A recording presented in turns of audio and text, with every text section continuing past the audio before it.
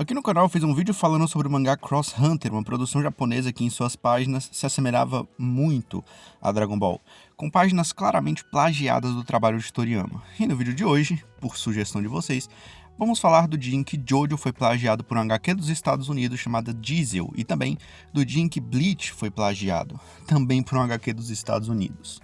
Primeiramente vamos falar sobre o caso Jojo e Diesel. E é preciso falar que, por mais que essa HQ seja muito fortemente inspirada em Jojo, ela não copia páginas como Cross Hunter copia de Dragon Ball. Pelo menos não pelo que eu percebi. Imagine uma história onde um garoto com um boné tem a habilidade de se esticar e sai pelo mundo juntando amigos para se tornar o rei dos viajantes. Ele conhece um cara de cabelo verde que mexe com machados, uma loira que rouba, um mentiroso de nariz grande e o cozinheiro com um bigode encaracolado. Você automaticamente associaria a que mangá? Exatamente. One Piece. Então, Diesel é mais ou menos nessa pegada. Essa história começa com uma editora, a Antarctic Press, uma distribuidora bem conhecida de Ameri Mangá. Ameri Mangá é, como a Wikipédia chama, um estilo de mídia que segue o mesmo tipo de apresentação que um mangá, mas não é feito no Japão, e é publicado diretamente em inglês. O governo japonês, inclusive, tem um nome para isso, é o Mangá Internacional. Aqui no Brasil, nós podemos usar como maior exemplo disso, talvez, Turma da Mônica Jovem.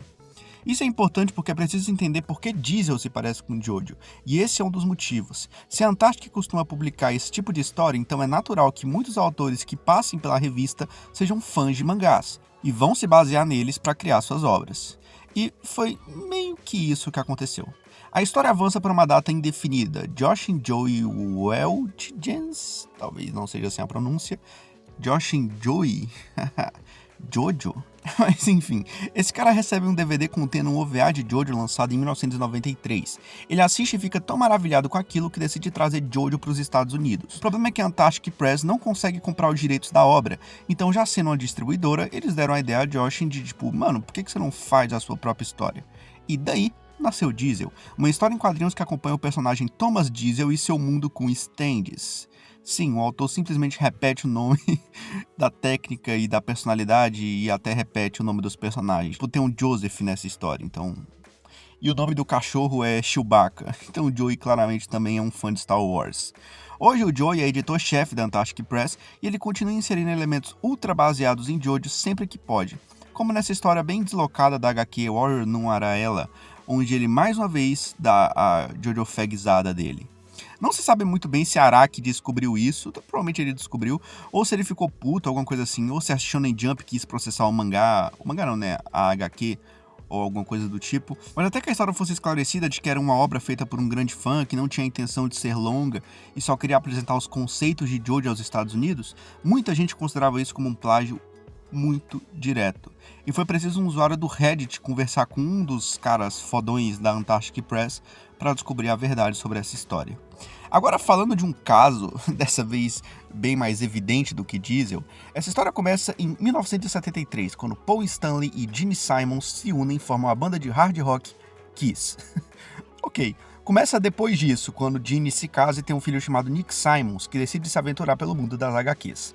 Com o apoio da editora Radical Comics, fundada em 2007, Nick escreveu e desenhou a HQ Incarnate, que inclusive foi negada por outra editora por considerar que a arte de Nick era feia pra cacete.